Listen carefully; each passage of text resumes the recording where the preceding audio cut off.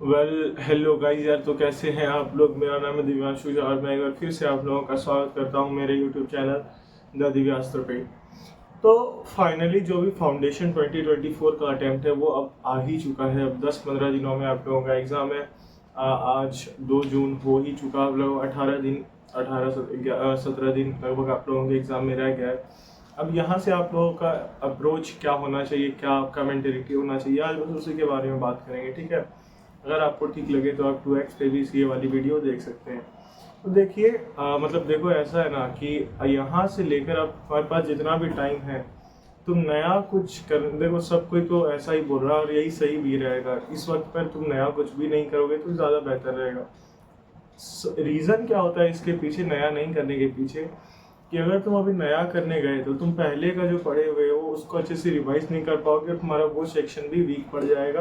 अगर तुमने बहुत अच्छे से पीछे रिवीजन करके रखा है तो तुम नया पढ़ सकते हो।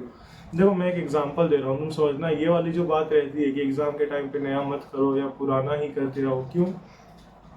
अगर तुमने पहले पढ़ाई के वक्त भी ना रेगुलर रिवीजन किया हुआ है, यानी कि अगर आप पहले रिवाइज पढ़ाई कर रहे थे, प्रिपरेशन कर रहे थे, और अगर आप हर वीकली रिवीजन कर रहे थे, हर रोज़ रिवीजन कर रहे थे, बहुत अच्छी तरीके से रिवाइज करके रखा हुआ है, तो फिर आप लोगों को ऐसा बहुत कम ही चांस है कि अभी आप नया नहीं कर सकते। अगर आप बहुत अच्छे से रिवाइज करके बैठे हुए हैं, आपको सब चीज़ बहुत अच्छे से आता है, तो आप नया कर सकते हैं। फिर नया करने में क्या ही दिक्कत है, कोई दिक्कत वाली बात नहीं है।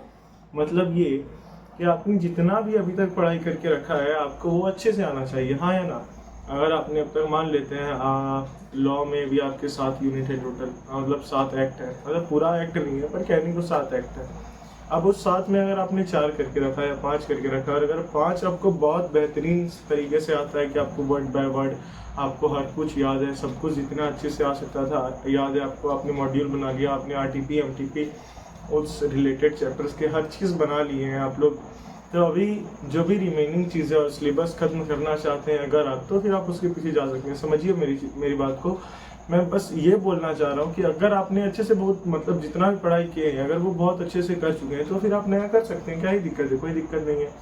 लेकिन अगर आपने जो पहले पढ़ाई किया हुआ है, अगर उसे रिवाइज नहीं किया है, वहाँ पर थोड़ा सा भी डाउट है, थोड़ा सा, मैं बोल रहा हूँ, अगर 0.1% भी डाउट है ना, आता है कहीं पर कि ये वाली, मैं अकाउंट्स की अगर बातें करूँ तो अगर मान लो डेप्रिसिएशन वाला चैप्टर है, अगर डेप्रिसिएशन वाले चैप्टर में 2-3 मेथड है, आपको किसी मेथड में थोड़ा सा भी डाउट है तो आप पहले उसको रिवाइज करो, पहले उसको ख़त्म करो पूरे अच्छे से, फिर ही नया करोगे ना।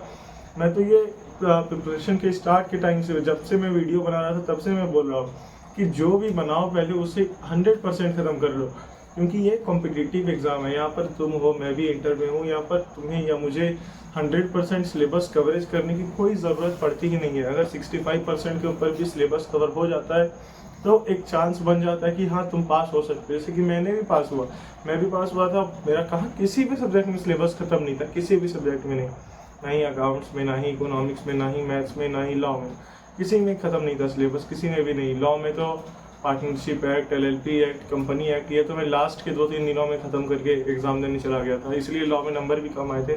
42 नंबर आए थे लॉ में, जो कि बहुत ज़्यादा कम थे।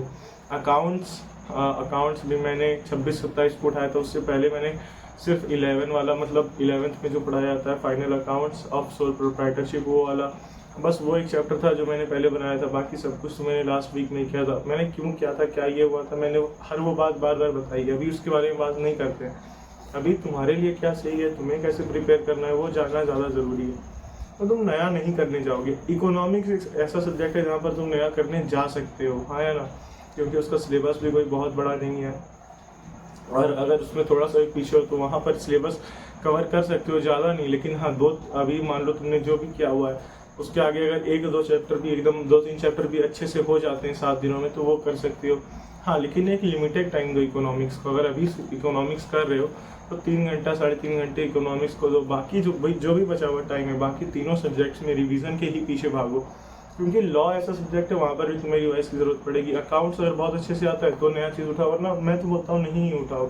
अकाउंट्स के पीछे भी तुम रिवाइज ही करो, वो तीनों सब्जेक्ट में तुम रिवाइज करने के पीछे ही भागो। लॉ की राइटिंग प्रैक्टिस सफिशिएंट करनी होगी। सॉरी मैथ्स में तुम्हें जो भी क्वेश्चन तुमने बना कर रखा है उसे बहुत अच्छे से कर लो।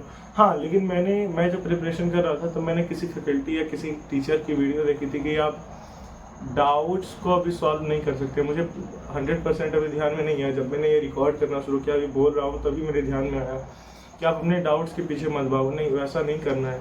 वैसा मैं तो ऐसा कभी नहीं बोलता हूँ कि आप अपने डाउट्स को सॉल्व मत करो। नहीं, डाउट्स को तो हमेशा सॉल्व करो, भले ही चाहे अगला चैप्टर छूटना है छूट जाए, लेकिन जो चैप्टर करना है अच्छे से खत्म कर लो। अभी टाइम है, अभी हर चैप्टर का डाउट आराम से हो सकता है। ऐसा थोड़ी है कि सिलेबस इतना बड़ा है, कुछ नहीं है, सिलेबस बड़ा छोटा है।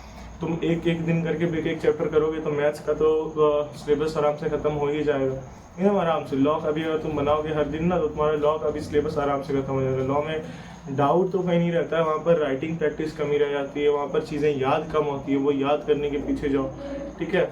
अकाउंट्स का तो डाउट तुम थोड़ा सा इधर उधर दिमाग लगाओगे तो अकाउंट्स का डाउट खुद से भी सॉल्व हो जाता है। थोड़ी सी थ्योरी पढ़ लोगे, थोड़ी सी एग्जांपल्स इलस्ट्रेशंस देख लोगे तो वहाँ भी डाउट सॉल्व हो ही जाता है। इसलिए डाउट्स को मत रखो, कोई भी डाउट आता है उसे ज़रूर कर लो। मुझे पर्सनली इसके रिगार्डिंग में क्या फील होता है ना, कि अगर तुम डाउट्स को रहने दोगे तो वो तुम्हारे पास, तुम्हारे दिमाग में ऐसा तुमको अंडर कॉन्फिडेंट कर देगा कि अरे यार यहाँ पर मुझे नहीं आता है, ये चीज़ें हैं जो मुझे नहीं आती हैं। अरे क्यों नहीं आती हैं? जो भी चीज़ें तुम तैयारी कर रहे हो, जो भी प्रिपेयर कर रहे हो, उसे अच्छे से प्रिपेयर करके ख़त्म ही कर दो ना।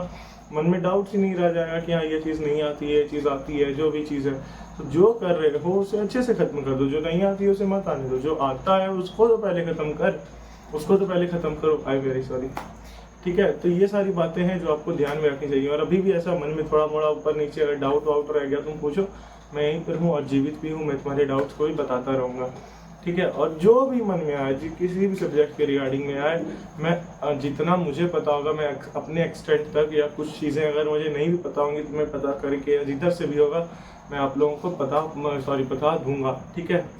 तो ठीक है यार, मिलेंगे अगले वीडियो में। और हाँ, अगर तुम नए आए हो तो सब्सक्राइब कर दोगे। मिलेंगे अगले वीडियो में, तब तक के लिए जय श्री राम।